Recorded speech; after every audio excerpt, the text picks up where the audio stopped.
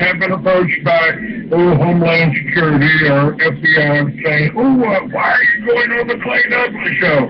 My message to those guys, if they're listening this morning, is go get a cup of coffee. Maybe you'll learn something. We both took the same oath, to defend the Constitution against all enemies, foreign and domestic. I don't recall there being an expiration date on that.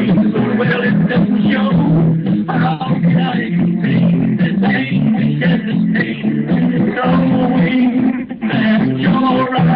blinded by the light. He is the free American, Clay Douglas.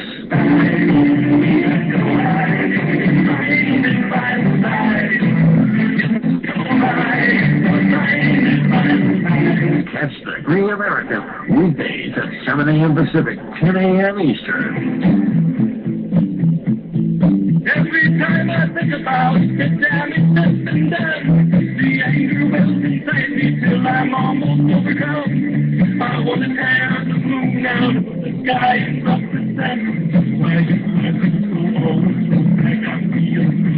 For the podcast and more details, visit www.freeamerican.com or catch the podcast by phone by calling 832-998-8631.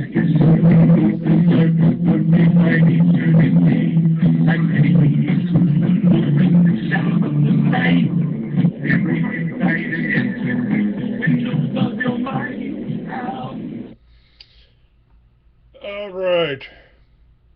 Hang on just a moment here. Let me bring up a Crusade. We're up on a Truth Radio. And we're adding Crusade and merging the calls. Good morning, ladies and gentlemen. Welcome to another edition of the Free American. I am your host. I am Clay Douglas. And my guest today is Doug Millar, an old friend, been in this movement together for many years now, haven't we, Doug? Oh, yes. I met you back in 1995 in Long Beach at the Preparedness Expo. Yeah, I was just getting in together, too, with Charles Collins and working with him, traveling all around the country with him to I remember that. Make him president, to get him president. He was the one person that was wanted to reform the Federal Reserve, take back our money, print our own money just the way Kennedy did in Executive Order 1111 and 1110, I guess. And it was really interesting. I mean, I traveled with him from Maine to Los Angeles, and every time he got up to speak, every cameraman on stage turned their cameras off and took a smoke break. Disgusting. Not surprising. Not surprising, not considering who owns our media networks. And of course, if you talk about that, you have some, well-meaning person, like my son, for instance. Oh, Dad, not every Jew in the world is, Well, no, I know that. I've told people, I don't care who your grandmother slept with. Don't care at all. Not relevant. What's relevant is what you're doing today. Well, Clay, I'm not sure I ever told you this, but I've got a little Jewish blood in me, and my wife is a German Ashkenazi Jew. Yeah. Meyerhoff, Meyerhoff. We both became Christians. That's all it takes. That's all it takes. I mean, you don't have to, if you're born in a tribe of cannibals, you don't have to eat Baptist. You just don't have to do that.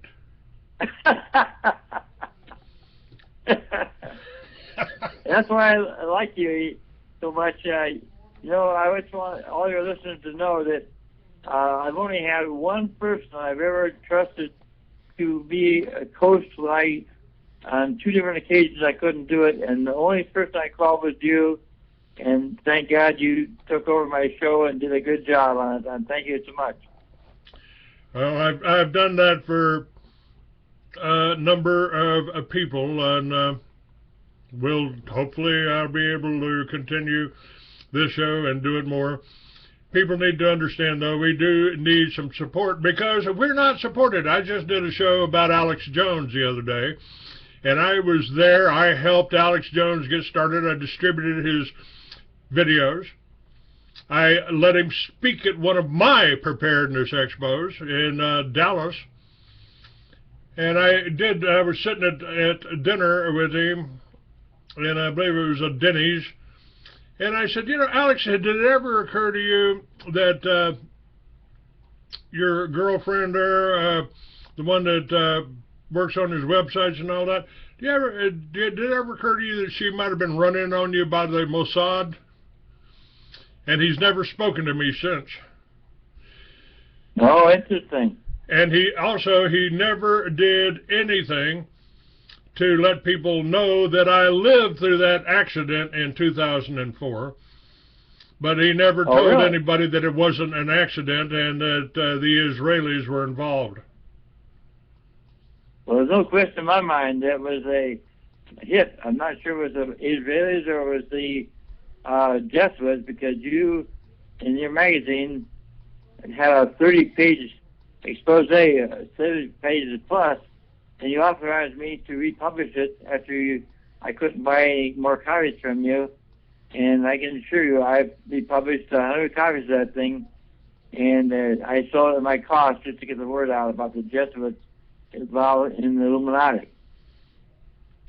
Well, let's talk about that. You've got your own book out now, and I will have it. I'm releasing it soon, right?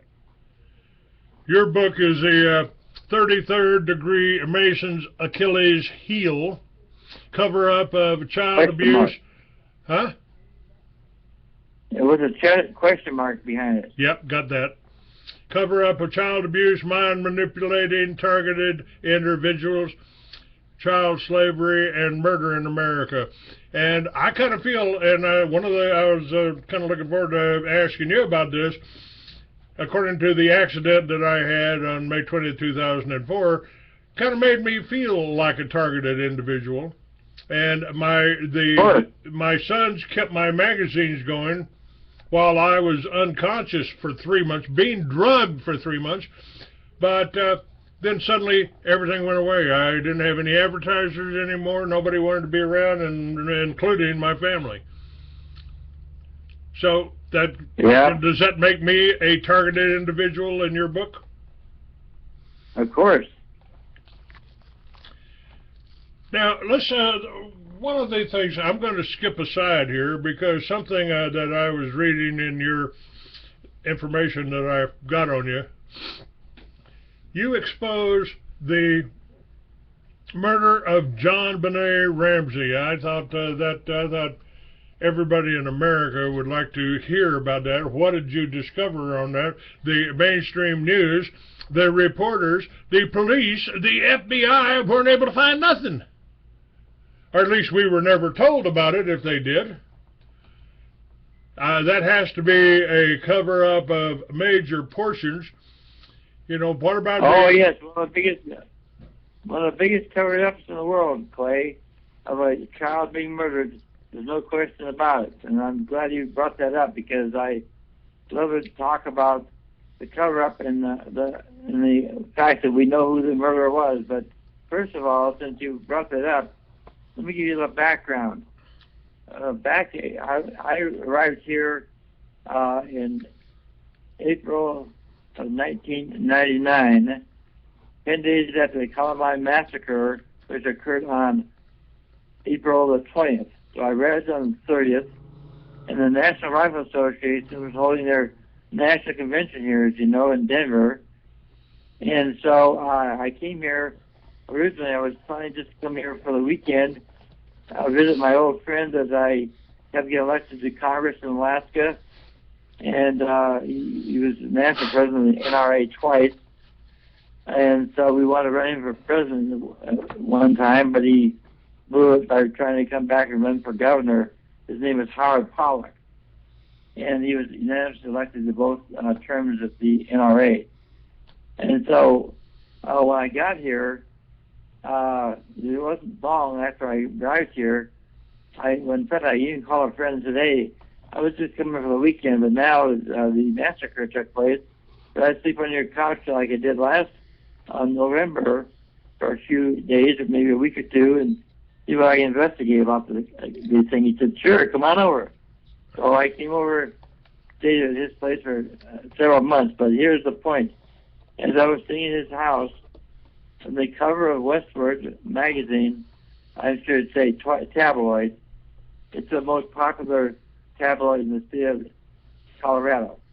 And on the cover, they had a story about an attorney named Hill, Hill, at 79 years of age. I don't remember his first name right now because I wasn't expecting to talk about JonBenet, so I apologize for not remembering his first name. But what it was, he had a lady that he had in hiding, and it was the largest story ever published in that magazine. It was 7 pages long. And what it was all about was the fact that she knew a lot about the JonBenet Ramsey case, and she was living in hiding because he flew to Los Angeles and then drove from there up to where she lived in San Luis Obispo County, and she was a CIA mind control sex slave, and she had been raised by Satanists, and I'm giving you an update rather than just the story that was in the tabloid. And so he filmed her because the day after the district attorney Alex Hunter ran the grand jury around for 13 months, they never reported what the grand jury indicted. They indicted both of the Ramseys and didn't come out, as you know, until last, what was it, as I recall, wasn't it I think it was in around November, December of last year, in 2014, they reported what the grand jury had said in the report when they indicted both of the Ramseys as accomplices to the murder. But Alex Hunter, he committed a criminal act. He should have been in prison for the rest of his life for deleting that indictment of both of those people. And he never told the public, and the public were never informed until just, it was from 96, so that was 18 years later before we ever found out the truth that they were indicted. Now, so Hill,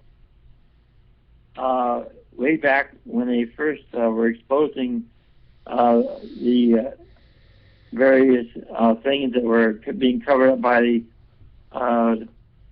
Mark Beckner, the chief of police of Boulder, Colorado, where JonBenet was living, and her parents, of course, were living. As you know, she was only 6 years old when she was murdered. And what never came out was the fact that John Ramsey turned his house security alarm system off that night. And also, he took their dog that was obviously a big dog that was protecting the family, and he took it to his neighbor's house. So that way, the murderer could get in to the house and not have the alarm go off and not have the dog attack him. And so those kind of things never came out, as you know, and at least not, in the media. And so what happened was Hill had a friend that Hill was an attorney there in Boulder.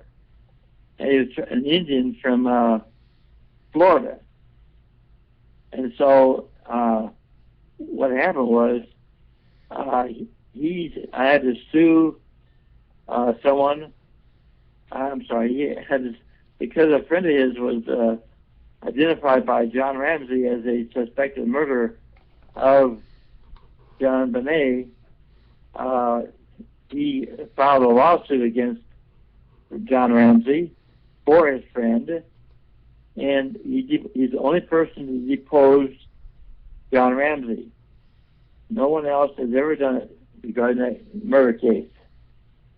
But the district attorney never told the grand jurors about the deposition and the testimony, and so Hill was so upset when the grand jury came out with the report, and of course, as I told you, it was the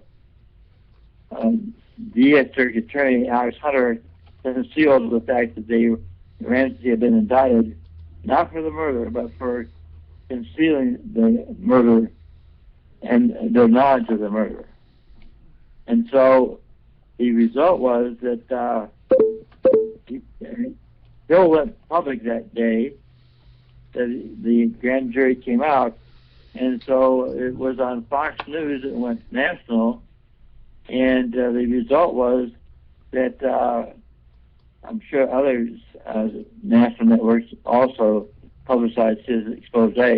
He was so upset that he had the deposition, and so a lady in California who was a victim of the Ramseys as a CIA mind control, she called the man, the Hill, and after he talked to her and also her therapist, he was so convinced that what he heard was true that he bought a video camera, jumped on a plane, as I said, and went to Los Angeles, and then rented a car and drove up to San Luis County, which would always take several hours. I would say probably, I recall, about 4 to 6 hours, just in that range. And so he filmed both the therapist and this lady, and I won't disclose her name. But and then, as it turned out, he jumped on a plane and flew back. And a few days later, he got a phone call from the therapist, said, I've got my patient in my car, and I'm driving her to Los Angeles. I'm flying her to Colorado. You have to put her in hiding. And he said, why? And she said, well, after you were left here, she was kidnapped by some Satanists. They beat her up, raped her, and said that if they ever talked to you again, they would murder her. And I can't protect her here in San Luis County. That's where if you recall, that's where Hearst Castle is. The Satanists are all over that county for obvious reasons. As you know, William Randolph Hearst Sr. was a member of the Illuminati. That, of course, never came out, but it's in my book. Now, so he met her at the Denver airport, and he put her in hiding by, since he had a lot of Indian friends in Boulder, he was shipping her from household to household to protect her life. And then after Westward magazine's reporter interviewed her, and also the attorney, of course, they, of course, didn't have a picture of her. They didn't have her name. And they didn't really discuss a lot of things that she knew about the Ramseys. But I was able to secure that by going to meet with Hill. It was about a week before Christmas in the 1996, the first year I was living here.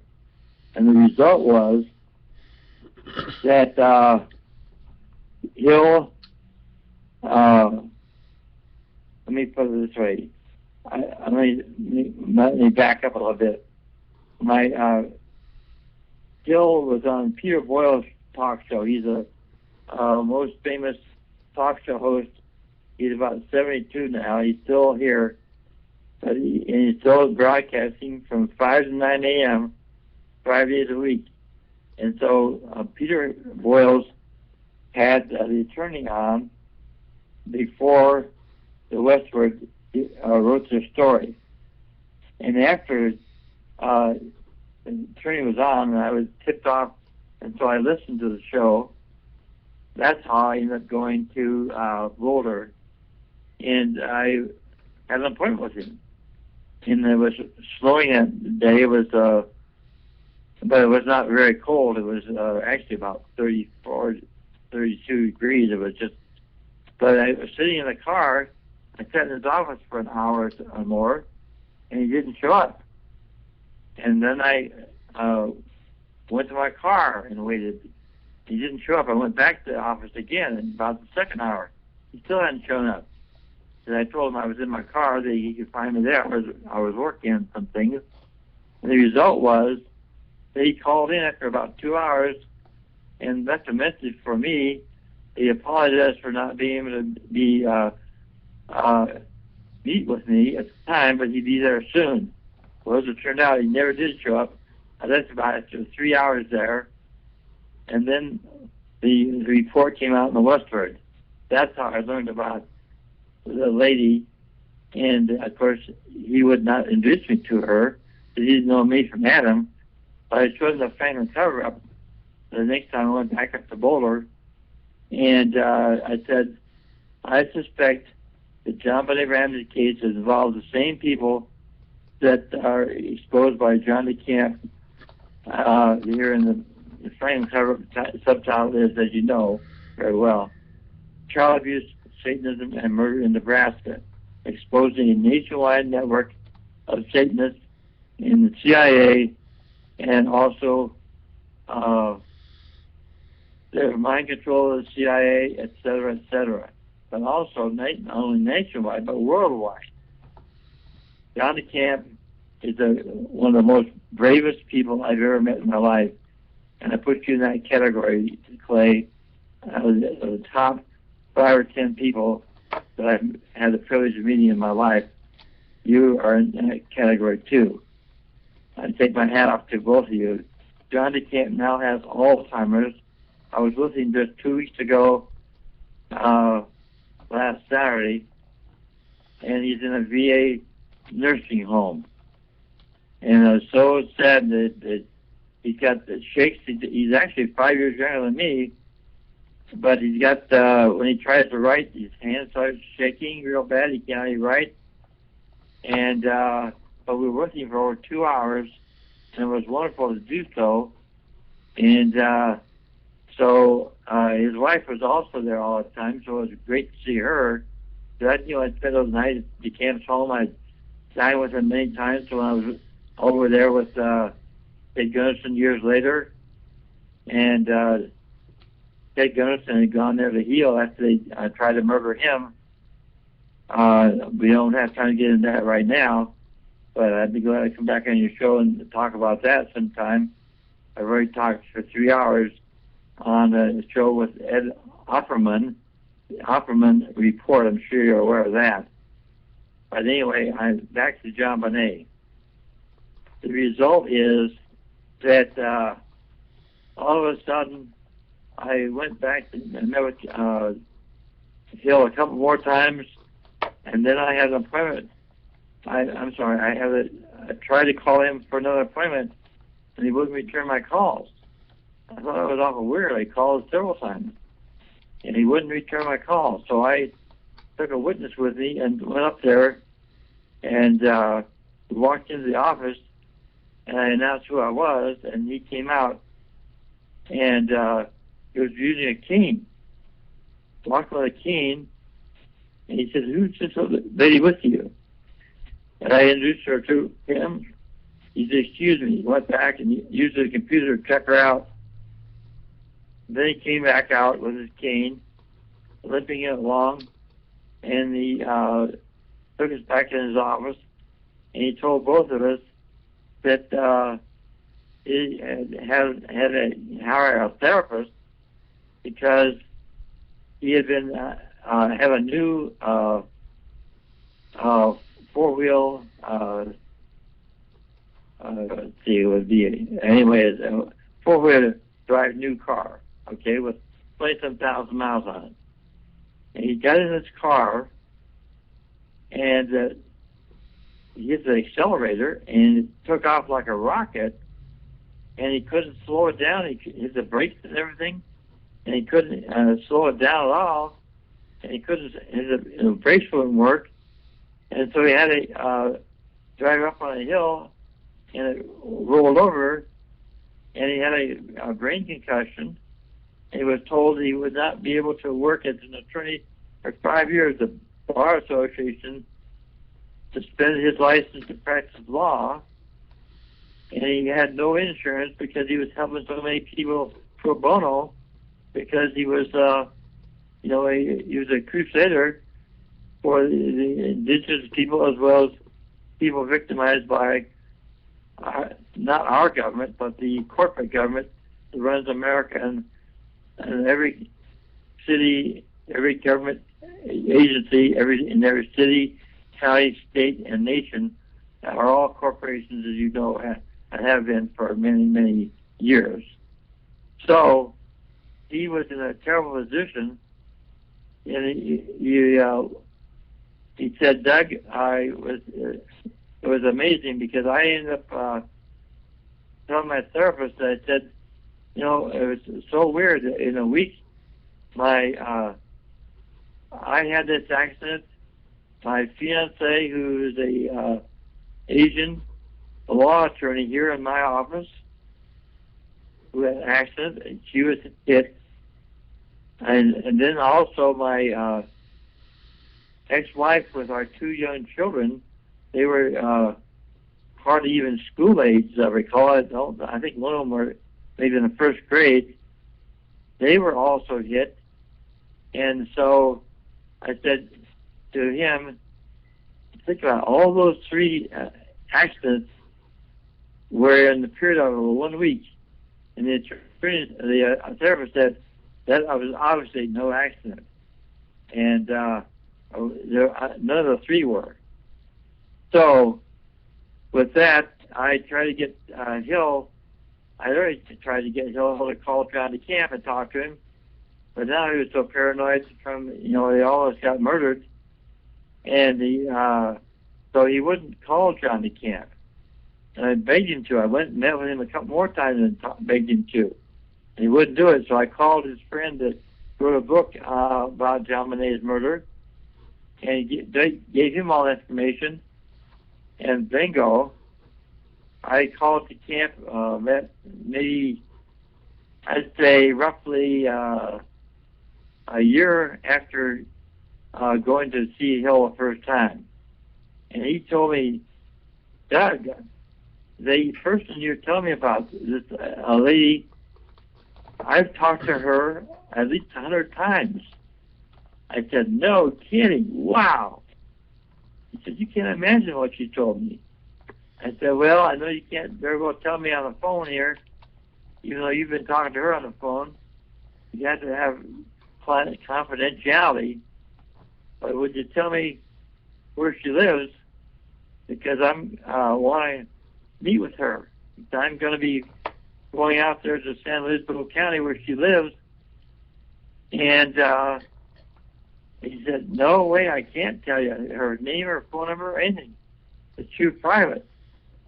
And so I went out there. I was invited out there to be in a parade, and I stayed there for several weeks investigating, and I went on a talk show, and I was telling the talk show host, he only have a host show once a week, and I was telling about that JonBenet Ramsey case, and about the lady that exposed the Ramsey Satanists when she was a child in California. They lived in California, and that she went to human sacrifices with them and her mother, who was a prostitute and a Satanist. And so I went there just hoping and praying that I would get a chance to find out who this lady was so I could meet with her and talk to her one-on-one. And the man said, that was hosting and interviewing me on the air live, I know the therapist you're talking about. And I said, no kidding. Oh, can you give me her name and number? And he said, no way. I will call her and tell her, see if she's willing to meet with you. And so then he called me back later and said, here's her name and number. I met with her, and I talked to her in a coffee shop. And about 10 or 15 minutes into the conversation, I noticed that somebody was standing back from us about 6 feet away, looking at us. And I had goosebumps, just like I get goosebumps right now. And so emotional. I'm sorry, Clay. I said, is that her?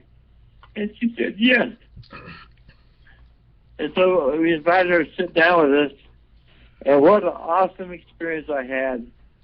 She was as I said, she was a CIA sex slave, mind control, right there on the military base. There was they sent up the satellite from that Air Force base. I apologize, I don't remember the name of it right now, but it's in my book. And it was such an awesome experience to me with both of them, and have them tell me. And the therapist said, I've been her therapist for 14 years. And let me tell you, everything she told the Westward, and everything she told Lee Hill. I just, thank you, Lord. I just remembered his name, Lee Hill. And everything she is telling you, she's risking her life to tell you. But what a wonderful, wonderful lady. Now, do you have any questions before I fast forward and tell you what we've been doing? Well, I want to know from your research here, what is the connection between the CIA, the Mossad, and the Masons? I mean, the Masons are playing a part of this, and we can't identify them. That's your local lawyers. Now, I've got a gentleman to be on my show probably Wednesday that talks about the whole fact that the lawyers out there are members of they're foreign power. They're the British Accredited Registry, a bar association. They owe no loyalty to their clients. They owe no loyalty to Americans. And they're basically international. They're a foreign power here. And many of the Masons are lawyers, aren't they? Okay, let's clarify that. I've talked to, well, first of all, back in 1994, I wrote my first expose about the 13th Amendment. And we don't have a lot of time to go into that probably, but I learned about there when I was in Sonoma County, California. I was living there for 12 years, and that's where Bohemian Grove is. So you can imagine how corrupt the cops are.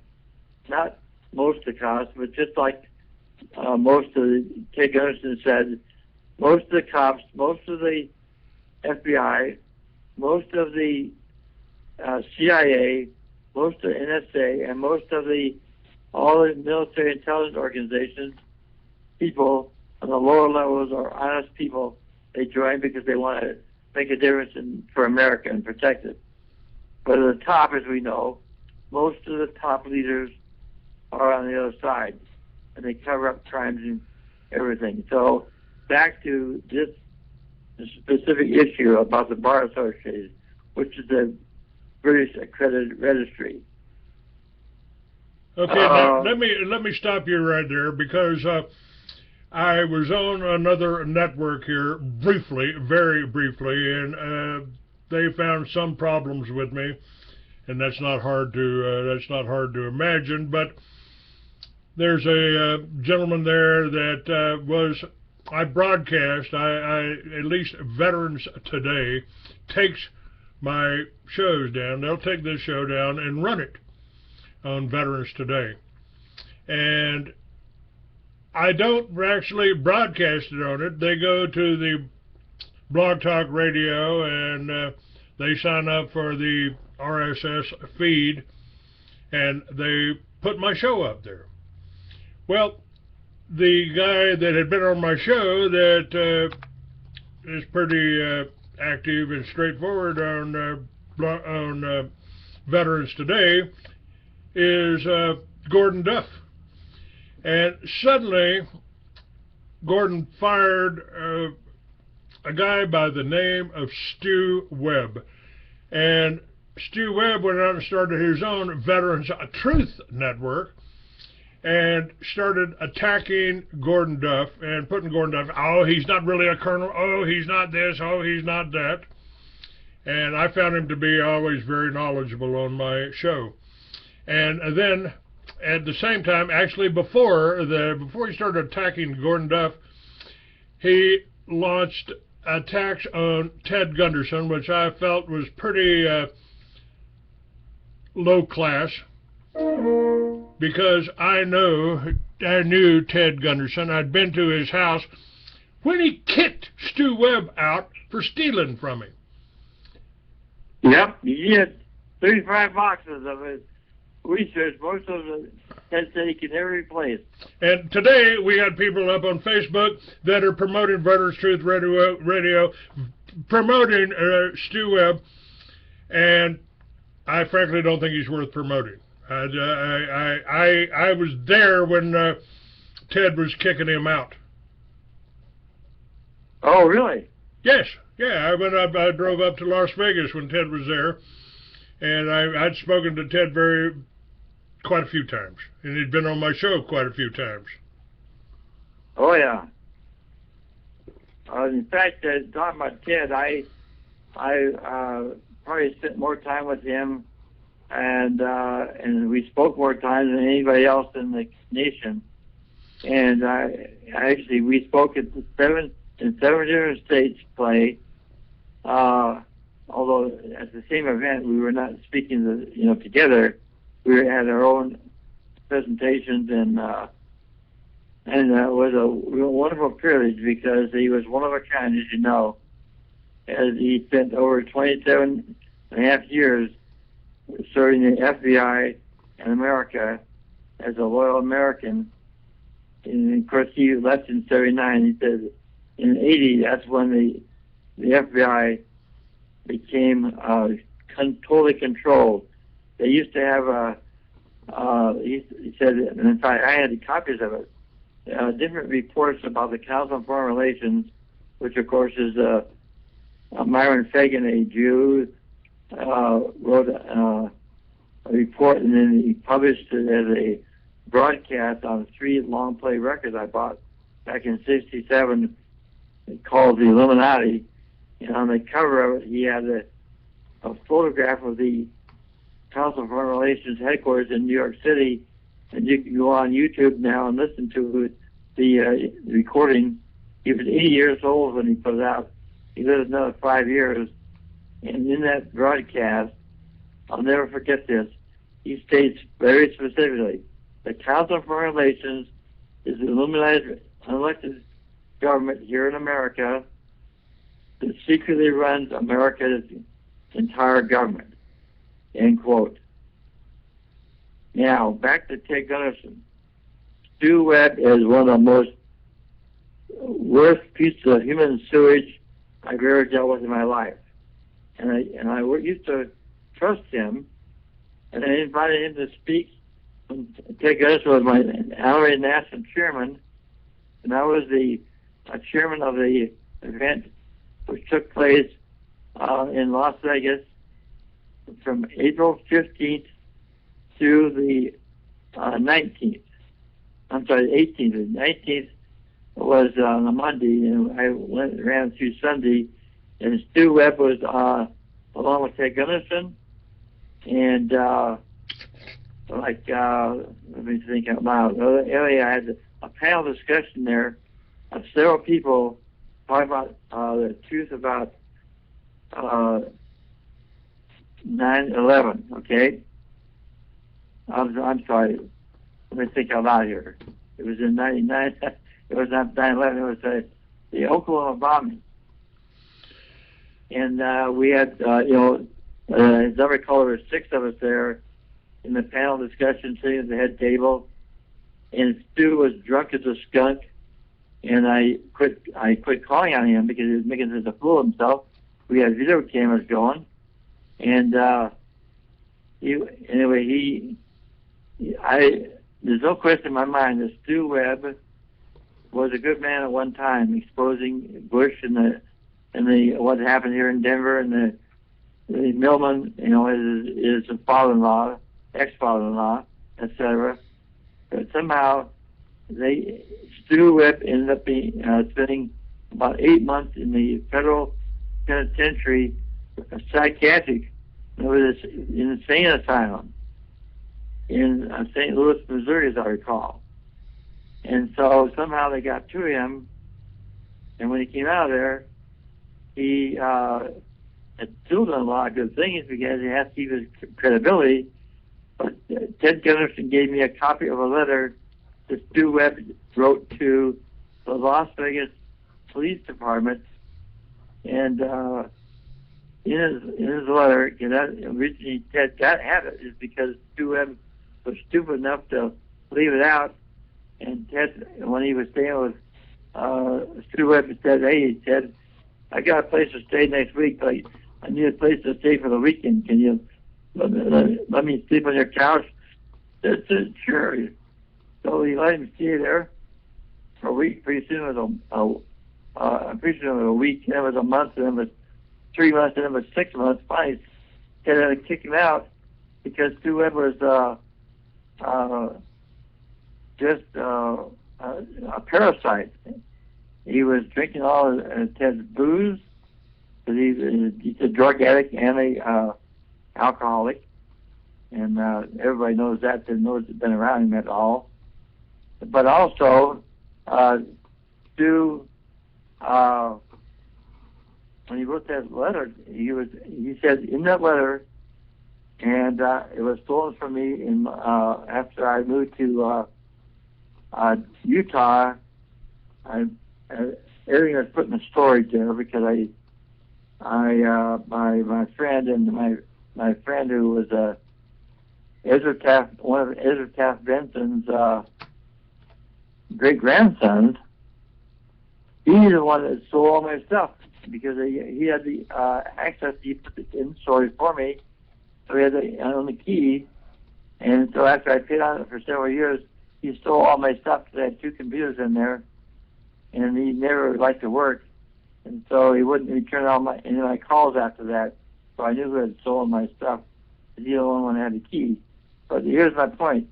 In that letter, it stated from Ted Gunderson, he gave me a copy of Stu Webb writing to the Las Vegas Police Department.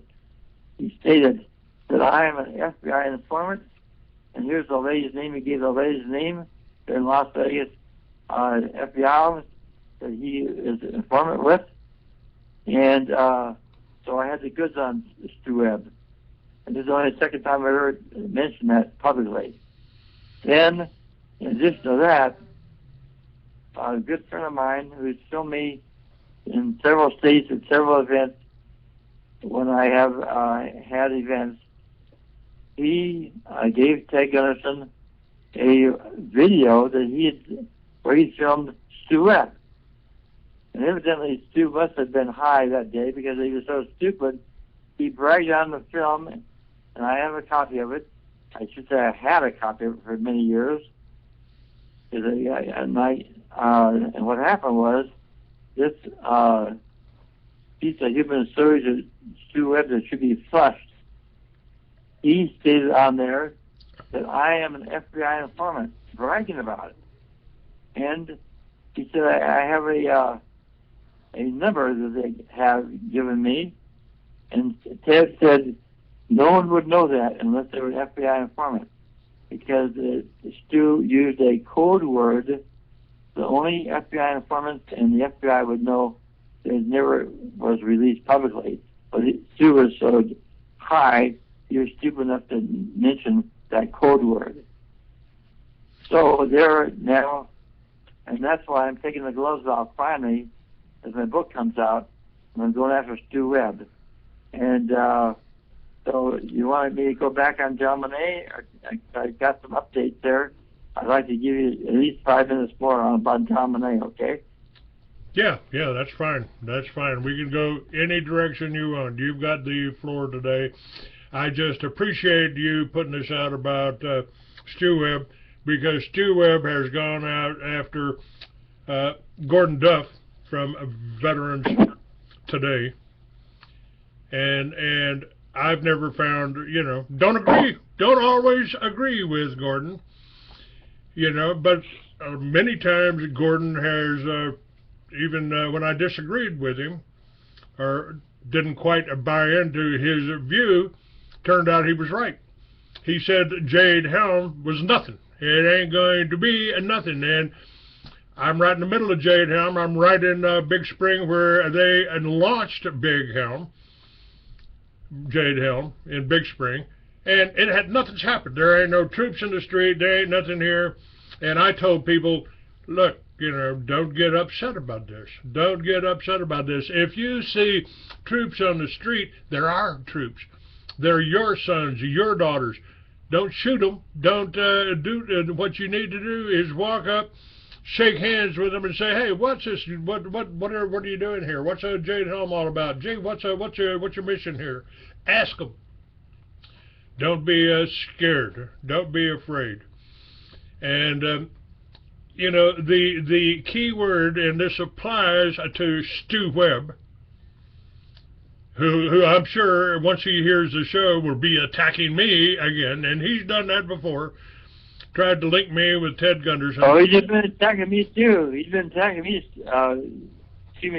Clay, but I'll tell you, when I left Las Vegas to come out here, as I said, I told him I was coming out here. Of course, I thought he would be supporting what I was doing out here. And he turned around and attacked me, and he told one of his friends he ran with for 6 months, who I gave his friend, because he was coming to my weekly meetings, exposing the truth about CI mind control, Satanism, and everything else, torture, murders of children, etc., etc. So anyway, I told this man, I said, you think that Stu Webb is under control of Ted Gunderson? I said, I'll tell you what. I said, since he owes you $500 and he gave you 5 books of his research as security and you can't find him, I said, he's got a cell phone.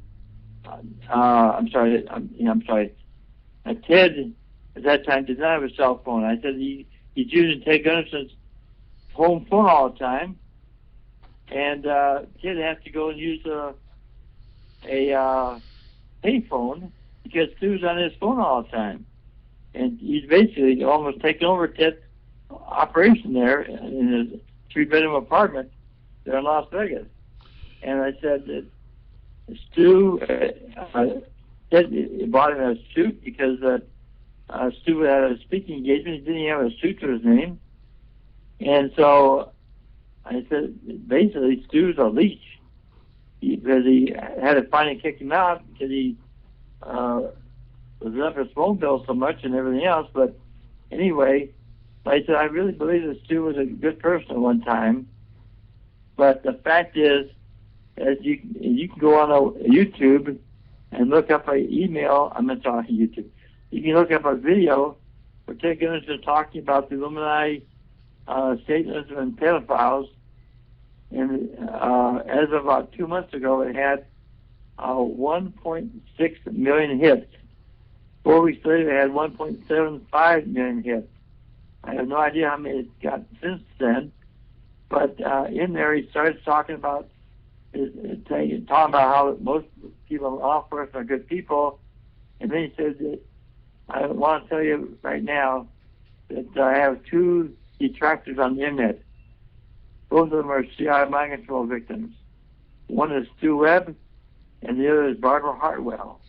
They both attacked me. Hartwell was primary in this, and she came after me trying to say anything she could about me. And of course, I'm and surprised because you after can't Stu actually Webb do it. took me off of his network, then Took you off you know, what? he started attacking me too. But he egged Hartwell on. And what is Hartwell? Another mind control CIA stooge? Yes, Ted Gunnison, she got a call from her when he was in Las Vegas, and she said that I've been a victim of CIA mind control for a couple of decades, and I've been promoting a New Age radio show every day, and I'm sick and tired of doing it, and they got me trapped in a motel here, and I can't get out of here. And Ted said, if I send you some money, would you fly here so I can help you and protect you? She said, yes, I will. And so he sent her the money. She flew to Las Vegas, and he helped her, give her protection and everything, just like he gave Bryce Taylor, whose real name is Sue Ford. He's had her for about 15 years before they pulled her back under their mind control. And Barbara Hartwell, I met her a couple of events, and the second time I was with both Sue Ford and Barbara Hartwell, and I was at a 5-day conference in February of '98 called the Global Science Congress. I'm sure you're well aware of that. Dean Stonier put those on, one in the summertime here in Denver and one in the wintertime in Florida for 5 days each. Awesome, one-of-a-kind event. And so I told the ladies I'm going to be speaking tomorrow for an hour and a half, and said that I'm going to be speaking about mind control and child sex slavery, and since you both have been mind controlled by the CIA, would you be willing to be my guest during the hour and a half, and I'd like to introduce you, and you can say a few words and talk in front of the camera. And Bryce said, I call her Bryce because that's what I knew her for years, but I say her real name is Sue Ford, raised in California in a Baptist church, Southern Baptist I recall, by her Satanist father, et cetera. And so she was a presidential model just like Kathy Bryan. And so Bryce told me that Doug, tomorrow I'm going to be speaking publicly for the first time, naming names. I'm going to be having Ted Gunnison standing by me to give me support because I'm really so traumatized. When I get done with that speech, I'm going to go to bed and I'll be going to sleep because I'll be so stressed out. I'm sure I can't do it. And Barbara said she would do it. And so I got her on video for a half an hour, although I had 2 cameras on me. I'd never even a copy of that video. And but anyway, I spoke for half an hour, then I invited her up for half an hour. He said, I'm too traumatized, I can't stay up here talking anymore. So I used only written documentation and showed people lots of visuals for the hour that I spoke, to give her and myself credibility. And so it was a one-of-a-kind video, and then that was the same. You can go on YouTube and find this video that Ted Gunnison was the MC for. It's the same event where we had both Bryce Taylor and Barbara Hartwell and Chip Tatum, who used CIA sex slaves and used scopolamine to drug people. And they were interviewed by Ted Gunnison in a one-of-a-kind that's called Mind Control Goes Public. Have you seen that one? No, but Chip Tatum got with Stu Webb, and they started this new Veterans Today network. And I know. It's so sad because Chip Tatum is a good man. Well, and, you know, I thought so too. I thought so too. But I have a little problem with that. He did kick me off, back Stu Webb, kicking me off of his network, but I was actually broadcasting on their network. I wasn't broadcasting on Veterans Today. I did have a link to Veterans Today because I appreciate the information they put out. But Stu Webb and Stu Webb and Chip Tatum tried to steal all the hosts away from Veterans Today. Some of them went, and maybe they had good reasons. I don't know. I haven't investigated this. I'm not in there, so I don't particularly know.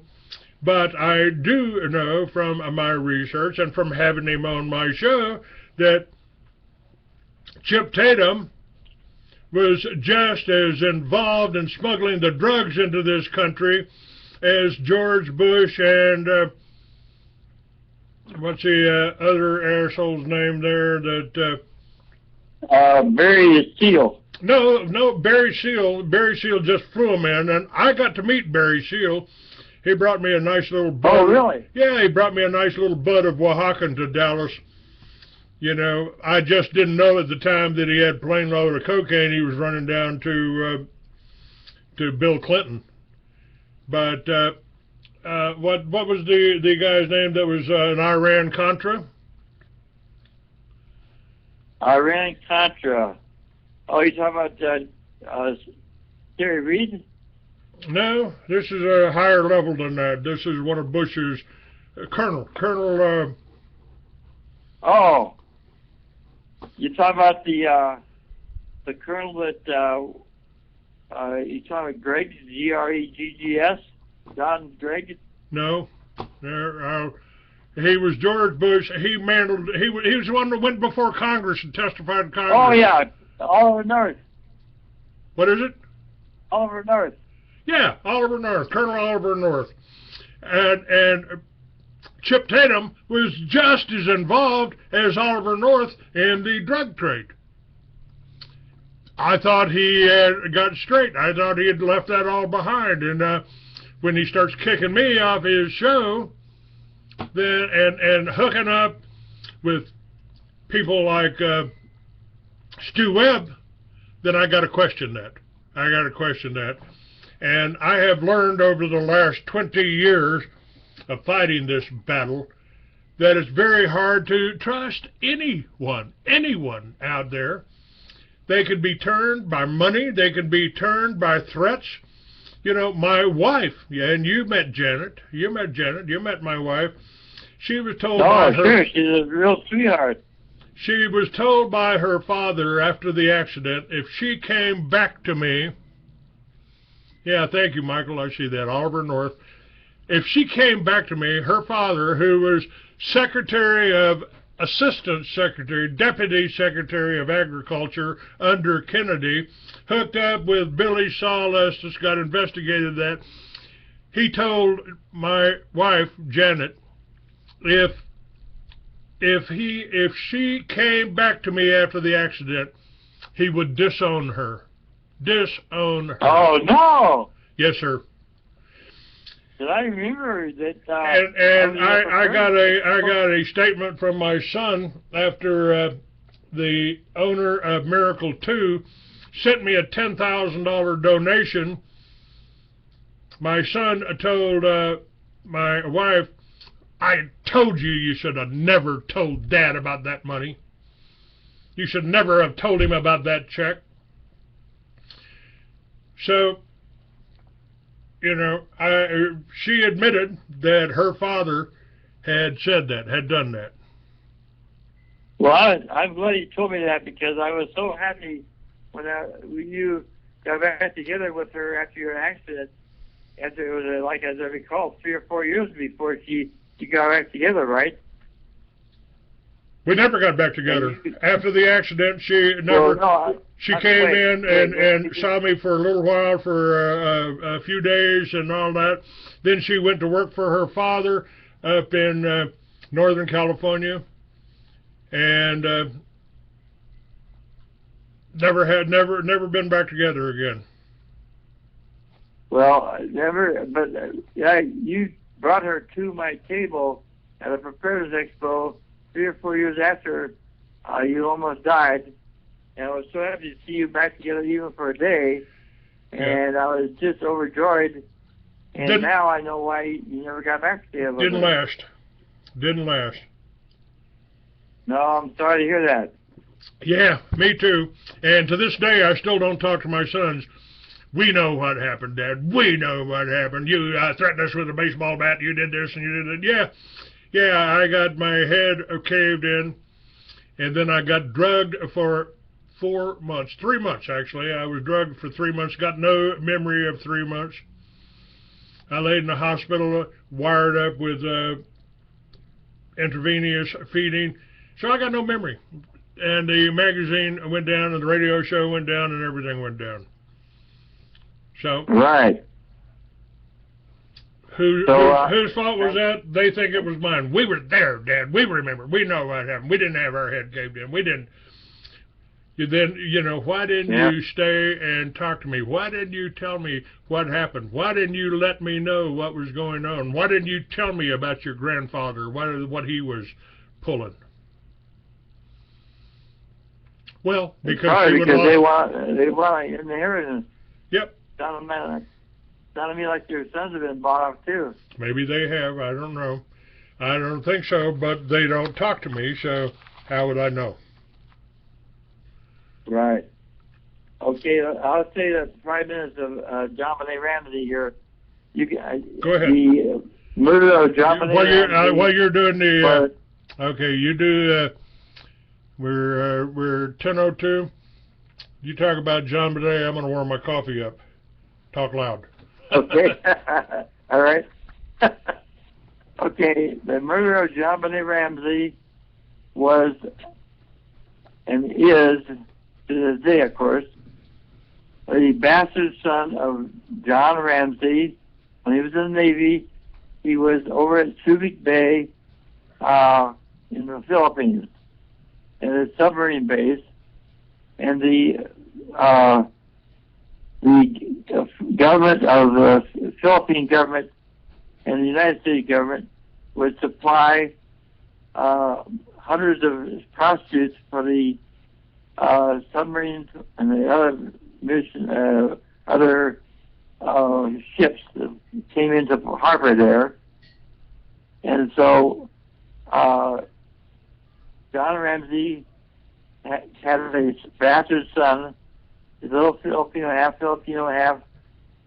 Caucasian, and his name is Bill Ramsey. And the whole thing is in a book written by our National Coordinator of United for Justice. And United for Justice was founded by Ted Gunnison, John DeCamp, Dr. Claire Reeves, and over 80 of us in over 20 states. After, well, I don't know, I don't have time for it. And so I met Melinda Kula is her name. It's M, and then capital L-I-N-D-A, Kula, K-U-L-A.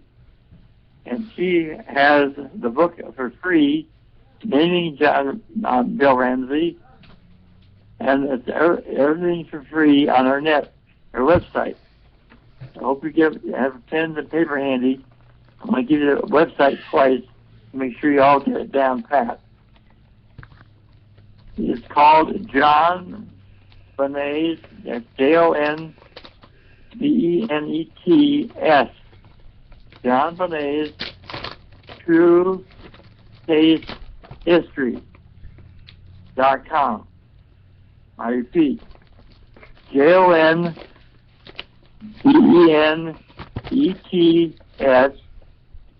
True Case History.com. You can read the whole book for free.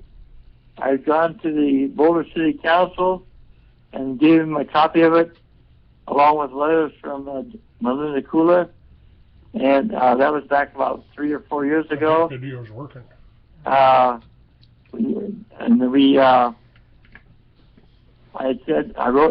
spoke to the city council, and of course it was aired live, on TV, all over Boulder. I read the 2 letters from it, and just summarized the letters, obviously, but I gave them both the letters, and also a copy of the book. And so that gave the book a lot more publicity. And after that, I I turned around and let me tell you this about Brian Parkinson. A phone call from a lady in one of the top echelons of the Boulder Police Department, and she told him the new district attorney, Dan Garnett, who's still there today, has read JonBenet Ramsey's case book by Vanilla Nakula, and he believes it. And after the Christmas holidays, he's going to have a news conference, and he's going to blow the whole thing wide open. Well, as it turned out, it never happened. And so someone got to him. Well, they have what they call the fat cats here. They're mega millionaires and billionaires here in Colorado. And they've been involved in satanic torture and murders of lots of children. And so, and that's how JonBenet Ramsey, because he was a child of a Satanist, that's how she met her demise, okay? He crawled into the window that was broken, and he was such a skinny little guy, and he only weighed about 135 pounds, and so it was easy for him crawling out, and all these facts and documentation on there, and the FBI at their world headquarters, which of course is in Quantico, right there, they had a one-day meeting with people from the FBI and the CIA and also NSA there, and members of Congress all met, and they discussed a book, and they each had each color of the yellow was different, and so they had her informant inside there, the one that prompted them and always forced them to hold a meeting. He said that they had different issues of the book.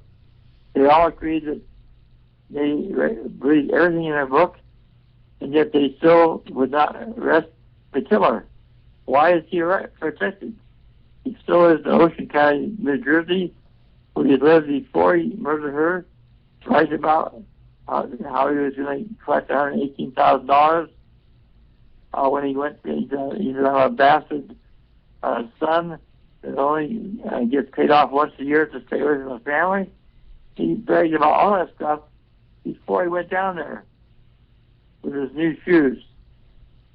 And so they got a palm print on the door jamb, and they got DNA of him from the semen, and yet they will not arrest the boy. I shouldn't say boy, he's obviously probably in his 40s now, but he's a Satanist too, just like his father, and he's murdered several people. And so the bottom line is that eventually we're going to force the district attorney and the city council and the state attorney general and the governor to expose the truth about JonBenet Ramsey. We're still working on it. I went there during April last year, which is the month of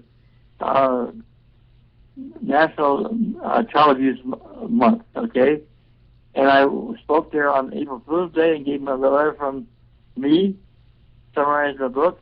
And I went there again on the 15th and again on the 29th. All three times. And sure enough, at the end, the chief of police, Mark Beckner, was resigning. And so I blew as he was going to have a celebration party.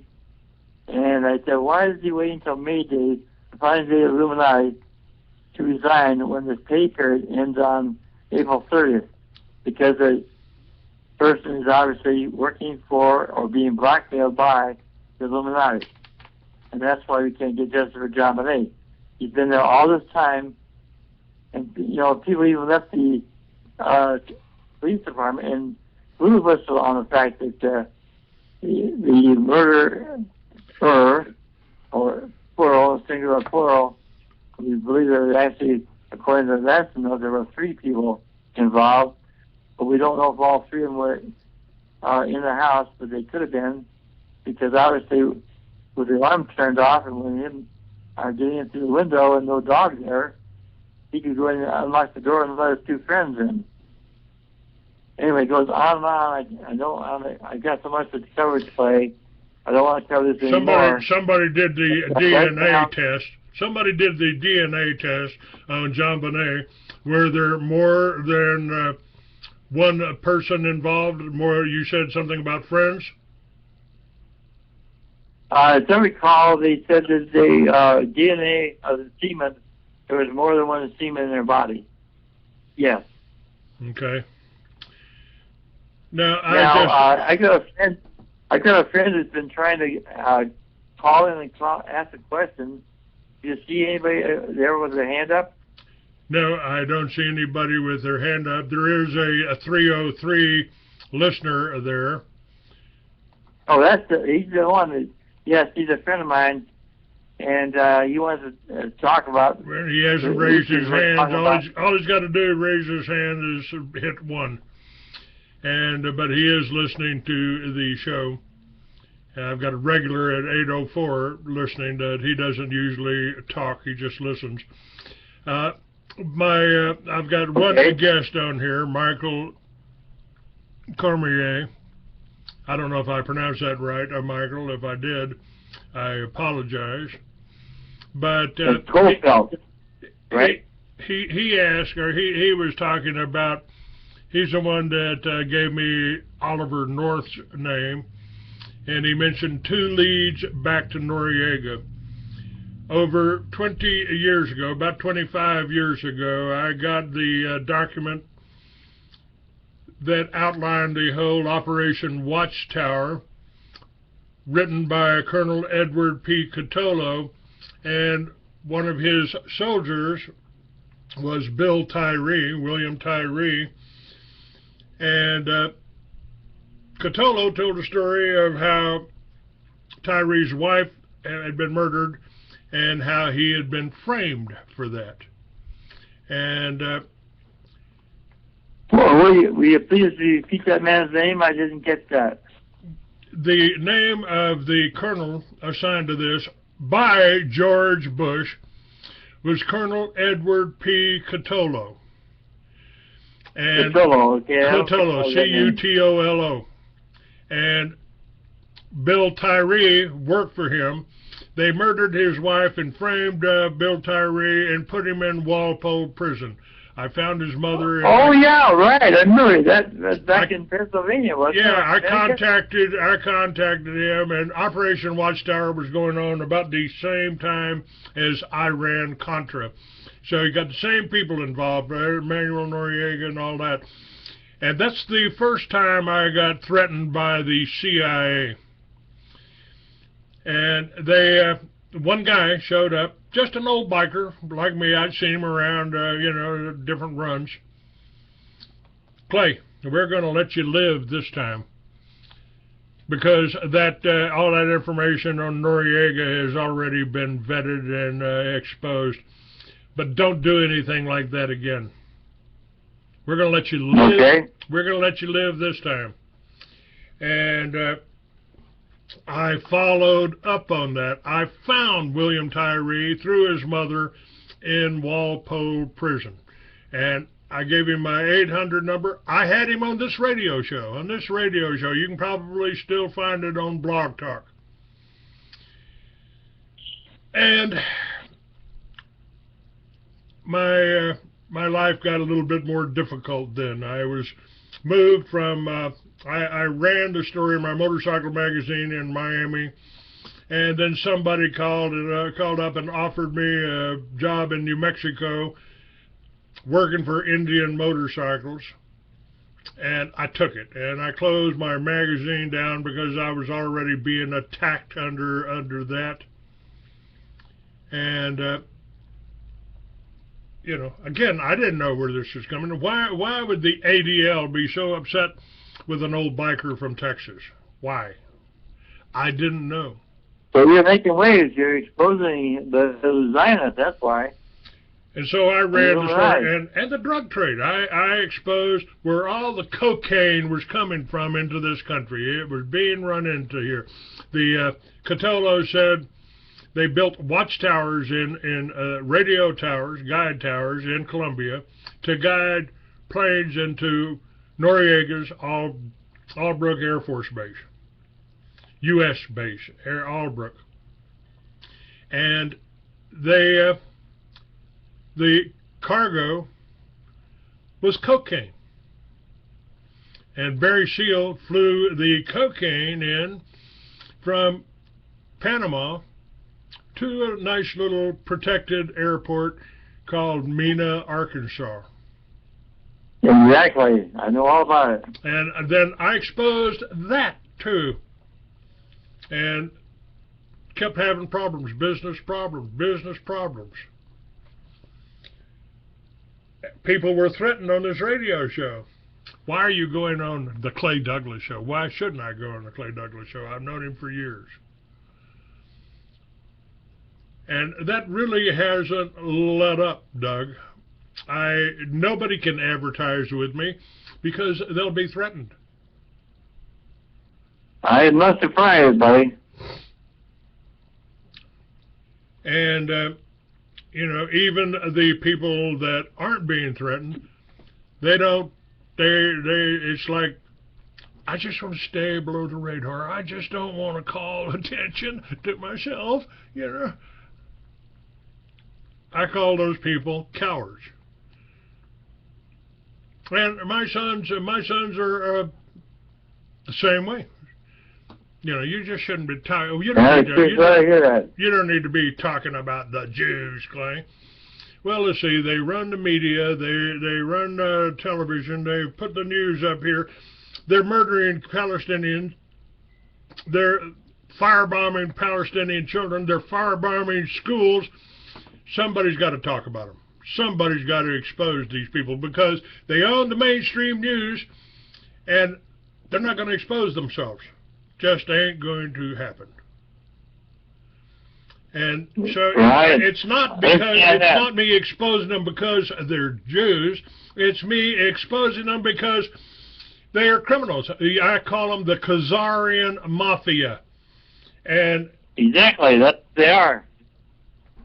And they've tried to stop me. I said I went out to New Mexico to work for Indian. As soon as I found out that there was some hinky stuff about that, they hadn't bought the engines. They hadn't paid for the engines for the motorcycles. And as soon as I was called into the owner's office, why were you talking to Cyril Batten? Because I'm in charge of PR, I've talked to everyone. Why wouldn't I talk to Cyril Batten? He's building our engines. I just promoted him. I did stories on him for Easy Rider and Motorcycle Industry. Why wouldn't I talk to him now? This is the debut. This is the launch of the Indians. You're fired. You're fired. Interesting.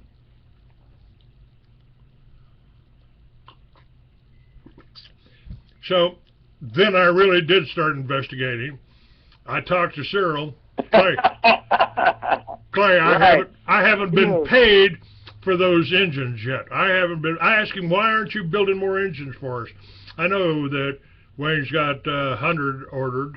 He's got his distributor set up. Why aren't you building more motors?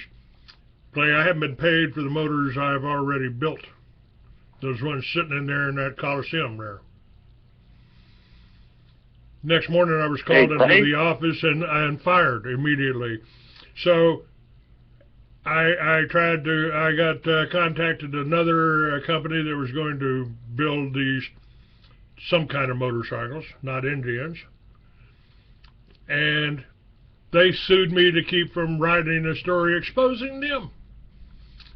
Oh, really? Yeah. And I countersued and won. That's how I started the Free American. Yeah. That's how I started Free American. I remember the attorney going for the judge, and I walked in my suit. Are you Mr. Douglas's attorney? No, I'm Mr. Douglas. Your Honor, Your Honor, this is the defendant. This is the defendant. Can't you make him hire a lawyer? Judge looked at me. I said, Your Honor, if you'll read my brief there, the countersuit, I think you'll agree that I'm perfectly capable of defending myself. I do the same thing, Clay. Judge looked up at the other lawyer and said, I can't make him hire a lawyer. So we settled out of court, and for enough money that I could start the Free American. I've been doing that ever since. Yeah, doing a wonderful job, I'll tell you. The one of a kind, man. So let me tell you a little bit about my guest tonight on my talk show for 2 hours. I got Larry Nichols. You recognize that name? Larry Nichols, absolutely. Tell him I said hi, and he's welcome back on my show anytime. Larry Nichols exposed Clinton. He was talking about Clinton, just about everything about Clinton. I'm sure he's got some information about Hillary.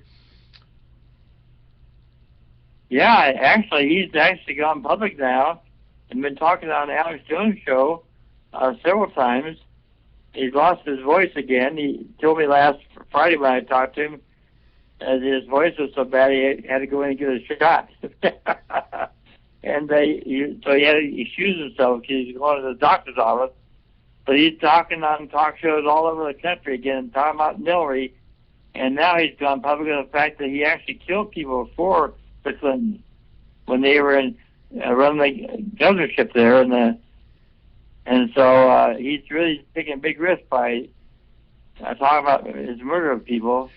No statute of limitations on murder.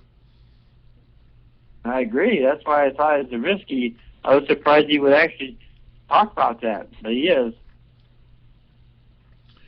Well, I had him on my show several times back in the day, so. Yep. Well, I hope you get him on again. I got to do a home phone number. I'll give it to you off the air if you want to have his number. Yeah, no problem. I don't put numbers out on the air. No way. Now, here, let me give you the phone number if people want to listen tonight.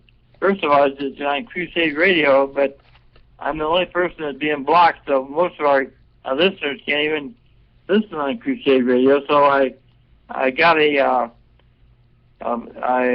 free Congress call pro line, and you want to write this down? It's yes, sir. Go ahead. 218. What? Start over. 218 548 3640. I repeat. 218 548 right. 9640 3640. Well, 36. 36. Got 3640. Okay. The access code is 1776 pound. Nobody can forget that one. 1776 pound. 1776 pound. Okay. Got and that. so if you want to come on tonight and ask a question to Larry, I'd write to you, okay? Okay. Now, we're going to be talking about the fact, several things that go way back to when he first became an exposer of the Clintons and Jennifer Flowers. He actually gave me a written contract, exclusive written contract, to find a book publisher for him, thanks to a friend of mine who had a son in Colorado, his son was raised in Santa Rosa, California, but he was living in Arkansas and building a house for Larry Nichols, and Larry Nichols ended up living in it. But and so anyway, it's a long story, but I'll name names and talk about a lot of good stuff tonight, and including things about Adolfo Calero that have never been made public. You remember him? He was fighting the Contras there in Central America. Yes. So anyway, what about Hillary's boyfriend? You gonna get on the Hillary's boyfriend there and killed in the White House? Oh yes, I'm going to talk about that and murder. What was his name again? Why? I'm going to talk about why he was murdered, and it's going to be a wild night, I promise you. But back on things that I covered with you, thank you for publicizing my book. And but I'm surprised you don't see a hand up there on the 303 number, because he texted me and said he was trying to reach you. Well, let's see here. Oh. Hello, 303 area code. You're on the air with me and Doug. Oh, thank you. Good morning, everyone. Hello, sir. You hadn't hit one, so I got impatient and brought you up. Well, I've been sitting back and listening, and quite interesting topics you bring up.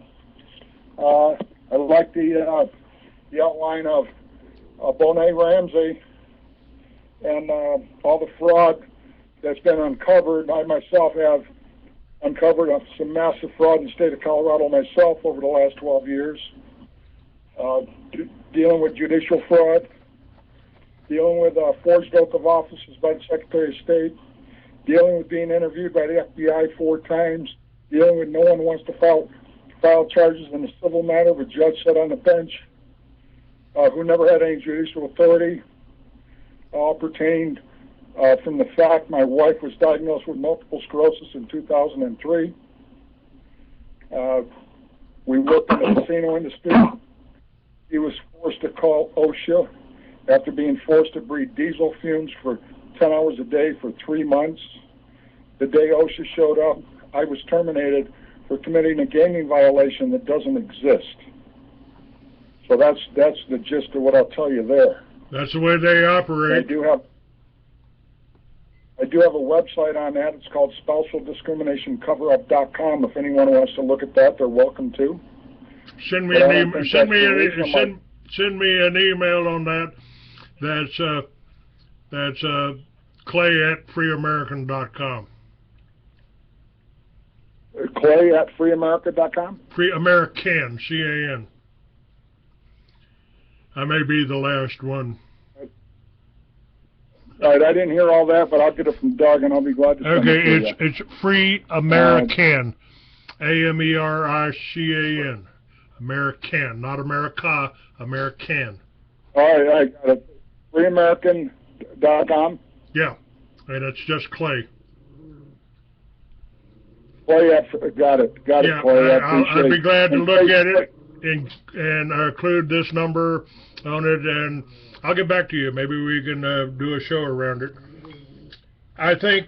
Well, that would be great. And you got a great radio voice, a great telephone voice, you got a great voice. Yeah, it prevents me from doing any. It prevents me from doing any, porno calls or anything. I mean, I can call somebody I haven't seen for 10 years, and they go, "Oh, hi, Clay." So, no question about that. But I would. I'll tell you both. I would really like to get involved some way. I can't travel. I don't have a license. I'm not able to go anywhere. I ended up losing my truck, so I can't pull my trailer anywhere. But I would like to get involved with somebody that wants to promote the whole hemp thing. What has happened in Colorado, I think, is the most important step in our progression. We have, for 60 years or more, they have stolen our #1 cash crop. George Washington said, "Plant it everywhere." Our founding fathers grew hemp, and it was a $1 billion crop back in the early 30s. And Colorado is the only state that has legalized it, and I would like to get involved with a corporation So we got a little bit of financing to promote it. I wrote novels 50 years ago that I'm working on bringing up to date now. I have to update them a little bit because the offices aren't filled with IBM Selectric typewriters anymore. I got to bring it up to date with computers and what's happening now, and point out that Colorado is making more money off of hemp and marijuana than any other state. I mean, of course, it's not available in any other state. We have medical marijuana. That's not enough. And I think the novels that I wrote so many years ago, I wrote from inside a prison, and shows really the difference. We're still putting people in prison for marijuana, and people can walk around the streets and smoke it in Colorado. I don't see a lot of people falling over and dying from it. I'd like to get involved with some companies that want to tell the truth and put these pharmaceutical companies out of business, because hemp could do that. I agree. I'd like to make a comment on that. Go ahead. I'm from New York, Western New York, and back in the 70s, early 70s, I was working in a factory, and one of my friends' son got busted for having over an ounce of pot, and he got 25 years to life. Can you imagine that? Well, I can, because ruining someone's life. I got threatened. I got threatened with 99 years. But we can get you 7 years, Clay. If you take this plea, you can get 7 years. If you go before the court, you could get 99 years. That was the maximum sentence in Texas 40 years ago, 45 years ago. Now, one other thing I'd like to bring up is you're talking about some financing, and actually Doug asked me to be on this call, I think, to talk about it briefly. I hear you talking about needing funds for one thing or another, and I know Doug needs funds for the things he's doing, and everybody that's been harmed by the system, let's just say that we've all been harmed in one way, shape, or form or another, and it all ties down to follow the money, and we've all been harmed and have not found any remedy at all for most of us out there that's been fighting the system. And there's a platform out there that people can now pull themselves together and raise funds. The platform is called We Share Crowdfunding. I don't know if anybody's heard of it. Well, I'm sure people have heard about We Share Crowdfunding. They just don't know how it works or what's involved. But the whole purpose of We Share Crowdfunding is to raise funds from a global network for an intentional community. That intentional community could be any type of community of people pulling together, and it's operating in 170 countries around the globe. And in this particular way of sharing funds, this unique platform allows projects to be funded and reaching more donors, thereby creating a greater chance of opportunity for all to be able to raise funds for whatever their platform is. And if I do an analogy on that, the government's had this We Share crowdfunding platform forever. Let's call it floating bonds. We want to issue a bond because we want to build X for our benefit, and we're going to have a crowd of people pay for it. Who's that crowd of people? The taxpayers. So the government's had a We Share crowdfunding platform forever, and it's put on our backs as slaves, and we have a way of countering that in this platform called We Share Crowdfunding. If you go to We Share Crowdfunding Unite for Justice, you'll be able to take a look at Doug's platform page and what that's all about, and get a little information there on how it works.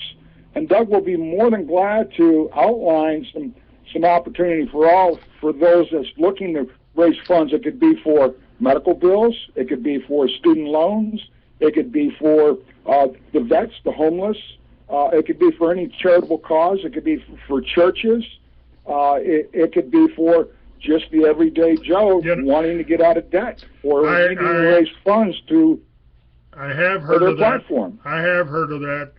And Doug, I will talk to you offline about that. And it's 20 Right. years ago, 15 years ago or so, I asked myself, how do we make it before today? You know, how do we make it 50 years ago? How do we get by? And I came up with a project called Liberty Villages. The more I study this, the more as time moves on, I still believe that is the answer to everything we've done. Every problem that we've got out there. Part of it would be this crowdfunding. There's a friend of mine, I think he's 90-something years old now. He said the foundation of every civilization is the self-sufficient family farm. Richard Kelly Hoskins. Richard Kelly Hoskins, the self-sufficient family farm. So I came up with the idea, and I had 5 acres to work with, Liberty Villages. Grow your own food and generate your own power, and you don't need the government or the banks for nothing. I just put up something on my website about Ron Finley. Ron Finley is a black man in South L.A., and he talks about the problems in South L.A.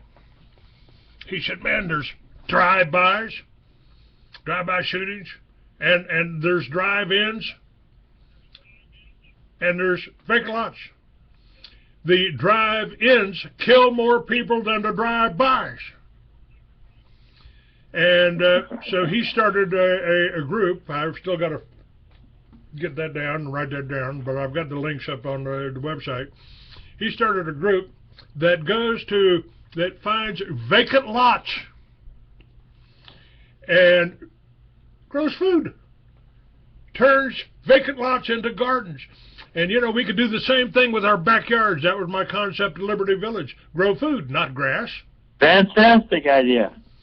And so I'm going to find Ron Finley. I'm going to get him on the show. He said, growing your own food is like printing your own money. It's a source of funding if we do it right, if we work together. We need the central, you know, and that's really what I see myself doing. I don't want to travel all around the country and plant a garden, but I want to teach you how to do it. I want to encourage you to do it in your neighborhood. If you go into your neighborhood and you walk around and you just take a little flyer, I'll make it for you. I'll have it up on my website somewhere. We got this crowdfunding, and we want you to plant food in your backyard instead of grass.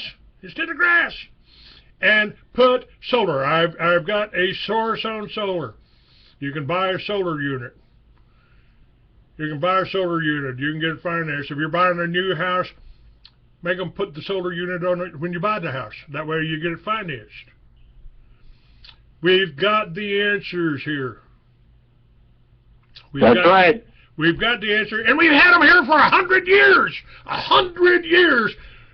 Tesla knew how to make power without the power company. And you're worried about nuclear? Well, there's a safe form of a nuclear called thorium. The plants use thorium. They won't blow up, and you can't produce an atomic bomb with them. That's why they don't build them. They want to build weapons. They want weapons, and that's the bad guys that want that. I don't want them. You don't want them, do you? This is what I see. This is what I would use the crowdfunding for. And all you got to do is tell people. I mean, if a black guy from South L.A. can organize his people to grow food, why can't you do it?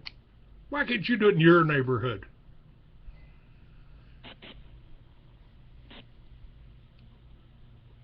We've got it here, folks. We've got it here. And that's what I'm trying to show in the Free American.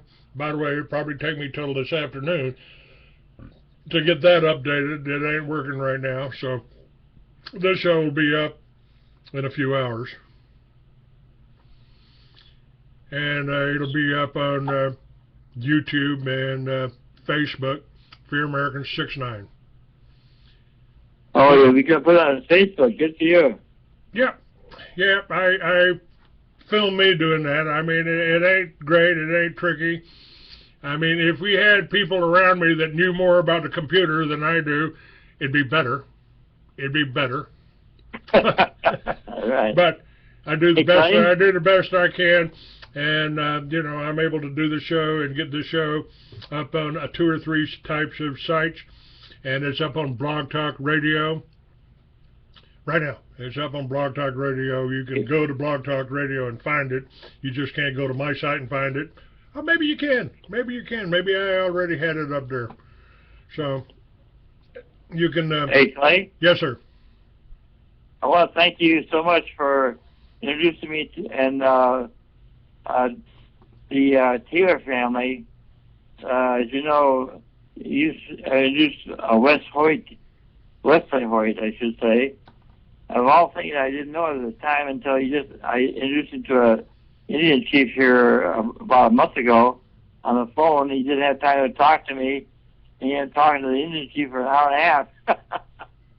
How's Wesley doing? Indian. You're talking about Wesley, and Yeah. Did you know he's half Indian? no, I didn't know that. Great. I'm No, I didn't gonna have I'm gonna have Native Americans on. I think it's about the 14th. One of my regular guests is coming on to talk about that. That's what's his name here?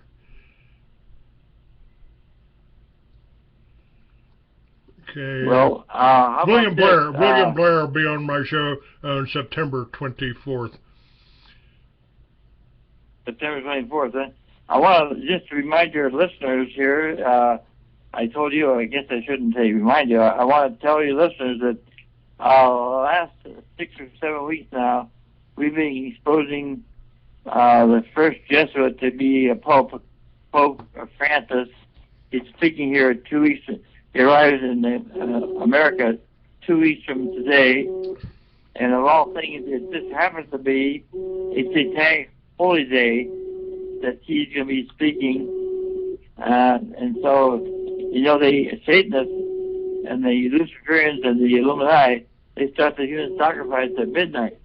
And so, in other words, at 12:01 a.m., the day like Halloween, they actually do their event before instead of after. At the end of the day, they do the beginning of the day. And so, I don't think it's any coincidence that he's going to be here 6 days, speaking in 3 cities. And have you ever heard of Kevin Annett, the man that exposed the murders of I have heard 50,000? I have heard of Kevin, and of course people have attacked him trying to say he's not real or he's twisting words, and you have to take all of that with a grain of salt. When is the Pope supposed to arrive and speak? And I heard he's doing it in Spanish this time, not in English. Well, I had him on my show twice. I did him for 2 hours apiece, and both times he got knocked off the air. And the second time, he got knocked off in I'd say less than half an hour to 2 hours grant.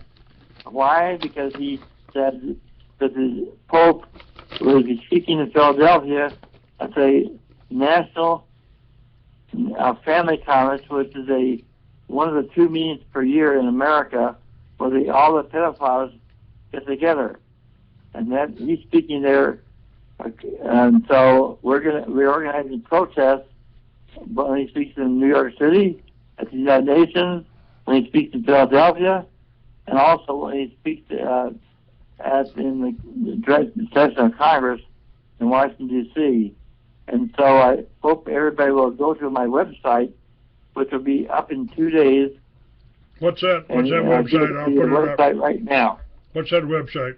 The website is Unite, not United, Unite. Because we want people to unite with us. UniteForJustice.com. UniteForJustice.com. It'll be available in 2 days. We've already got the name reserved, and we're taking out the gloves because they've harassed me so much since I announced this protest with Kevin Annett and it was actually we agreed together to organize it, and then now I call him. He used to take all my calls or call me right back. Now, since he made that announcement about speaking the pedophile convention there in Philadelphia, neither one of us can talk to each other. It's such a joke. These stupid scum think that they can stop God's messengers exposing their crimes and corruption. And sure, they kill some of us, they destroy some of us, our livelihoods, our reputations, our, just like they Stu has been going after two of us, mainly, and that was Ted Gunderson and me. But I just laugh at the scumbag because he's a mind control victim, but I don't have I don't have any compassion for him. So he's going after Ted and me, two of the top 20 people in America, exposing the issues in the Franklin Coverup as well as the Illuminati. So I got a lot of things to cover, but do you have any questions before we wrap up? I have added that up. It'll be right past your name. And for you folks that are listening on YouTube or whatever, my guest is Doug Millar. The name of the website will be www.uniteforjustice.com. Doug, one of the things that I got to tell you, I don't mind promoting your show. I'm glad to have you on my site. And what's the name of your friend I was just talking to? His name is David Lynn, Lynn. I just met him 10 days ago. No, I guess 9 days ago. 8 days ago. All right, David Lynn. That's all I need. That's all I need. I don't need your social security number or anything, David.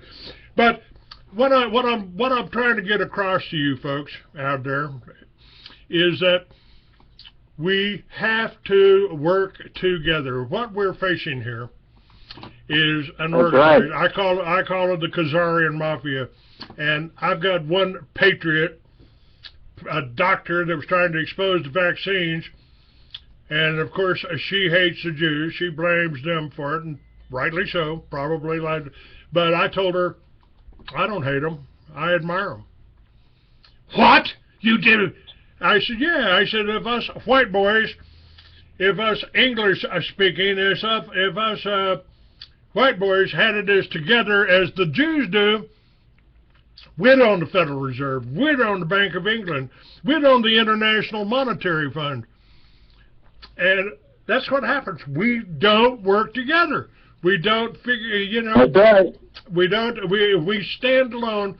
And I'm not throwing rocks here. I'm talking about me too. My nickname back in my biker days was the Loner. Where are you going, boys? Where are we going? Okay, I'll meet you at the bar, and I'll have the beer on the counter by the time you get there. And not much has changed. I'm not. I very rarely get involved in any groups, because anytime I get involved in a group, somebody shows up. Well, Clay, you talk about the Jews. Well, my grandmother was Jewish. Listen, lady, I don't care who your grandmother slept with. Don't care. I love that tape. I'm going to start using it myself. Well, it's true. I don't. I care. Do you support this country? I took an oath to defend the Constitution against all enemies, foreign and domestic. If some Jews happen to be a domestic enemy, I'm going to expose them. If some Jews, foreign Jews that are out there killing Palestinian children, they need to be exposed. They need to be stopped. We have to stop that. I'm not talking about race, religion, or anything else. I'm talking about right and wrong. I'm talking about, and if we can work together, if you're out there and hearing this, make a donation. That just gives me your email address. That's all. Make a donation, whatever you can afford. Read some of my magazines. I'm going to start publishing my magazines again. I tried starting for a while, but I wasn't getting much response. Good. I'm glad to hear that. But the magazines are already out there. But might cost you $5. You know, I cut it back. Go to Free American or shop shop.com or shop.freeamerican.com, and you can get some of my books. You can get Mystery Babylon that'll tell you what I've gone through the last 10 years. You can get the latest magazines that I published this last year.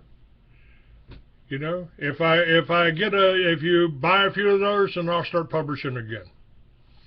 I've just stopped because I don't want to fight my own people. I'm here for you. I took that oath to defend you. I took that oath, and when I saw what happened at Waco, when I saw the BATF killing children and their families in a church, I said, I can't live with that. I can't watch that happen. So I started the Free American. I started this radio show. I'm still doing this radio show. 10 years ago, when I referred to 9/11 as an exaggerated case of Jewish lightning, which is exactly what it was, Larry Silverstein leased the buildings, didn't even buy them, just leased them, insured them to the hilt, and planted bombs in them. They didn't fall from the top. Candles don't burn from the top. From the bottom. They don't burn from the bottom. The ventilators didn't fall. Also, what's that? Have you ever talked to Ted Gunderson about the fact that he walked the halls of Congress after Michael Recountashito gave him all the evidence and documentation about 9/11, and he couldn't even speak to Michael Recountashito in the prison for a year and a half after 9/11 happened, and finally they let Ted his designated investigator back in, and so Michael Recountashito gave him all the documentation about what was planned for 9/11. Have you ever seen that documentation? No, sir, I have not. Tell me about it. Okay, well, bottom line is that the FBI was warned almost 8 months before 9/11 happened that the Muslims were going to fly those planes into 6 targets, including the Statue of Liberty, the Congress, the White House, et cetera, et cetera. And so Ted took it to everybody, the chairman of every Senate committee, and also the House. For 8 days, he stayed at the American Free Press headquarters, sleeping there, and passed him out every day with a cart. And there's a big, thick report, and it will be on my website because the truth's got to get out there.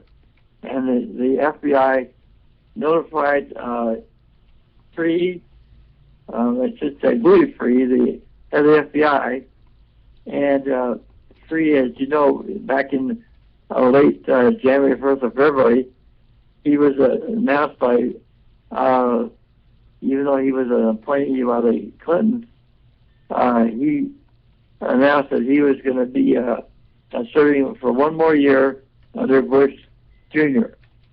And so what happened in the 1st of April, he announced that he was going to resign. And so why? Because he knew what was going to happen, and he didn't want to be part of the cover-up. And so he resigned, and they didn't appoint a new head of the director of the FBI until about a week or 10 days before 9/11 happened. And as you know, a lot of FBI agents were reporting what was going to happen, but it was the Bush administration, Cheney, Bush, and the Illuminati that used that false flag to use the Muslims who couldn't even fly a Piper Cub, let alone fly or jet airplanes into the towers. And so those were remotely controlled and flown in there and murdered those 3,000 people between there and, of course, the Pentagon, which was hit by a missile that went through 5 walls, reinforced walls and then destroyed the system in the Navy. Nobody knew about it, but the Navy had a computer system in the basement of the Pentagon where they controlled the whole nation and the whole world of fleet, and they were totally knocked out by that missile that hit the fifth ring and then impacted down. So I got thousands of things I want to talk to you about, but let me come back on sometime and talk to you more about my book. And we'll take the gloves off and go after these scum that have been discrediting you and me and every patriot trying to tell the truth out there. More than happy to do that. You've got a lot of suggestions. This crowdfunding is certainly a way to go. And my website has been up for a long time, folks. And I want your help in promoting it. I want you telling people about this show. I've still got about probably take me an hour to get the show uploaded and everything working properly. My apologies if you... Yes, sir. I also want to say that I'll release my book on October 16th in Seattle Tacoma Airport. I'll be speaking for 2 days at a 3-day international conference on mind control and satanism and the CIA. And so I will be discounting my books at 8.5 by 11. And I thank you for announcing the title at the start of the show. Yes. And I just appreciate you announce it one more time. And I'll tell people how they can get it. They can go to the website and get it, but not until after I give my first speech, because I'm going to 33rd degree Mason's Achilles heel. Cover up a child abuse, mind manipulating, targeted individuals, child slavery, and murder in America. Thank you. All right, sir. It's going to be one of a kind. I'm going to name names, and I'm going to talk about things that Ted Gunderson and Johnny Camp knew for many years, but they risked their lives, and both of them had their children threatened. And Ted Gunderson actually had 2 of his 4 children put under mind control and drugged and threatened. And almost one of his sons with his name, Ted Gunderson Jr., he was a born-again Christian at the college and representing the Campus Crusade for Christ. Okay, and, Doug, we're out of time here. We're out of time. God bless you. Thank you for being on my show. And David, nice to meet you. Call me anytime, David. Thank you. Bye-bye. Bye.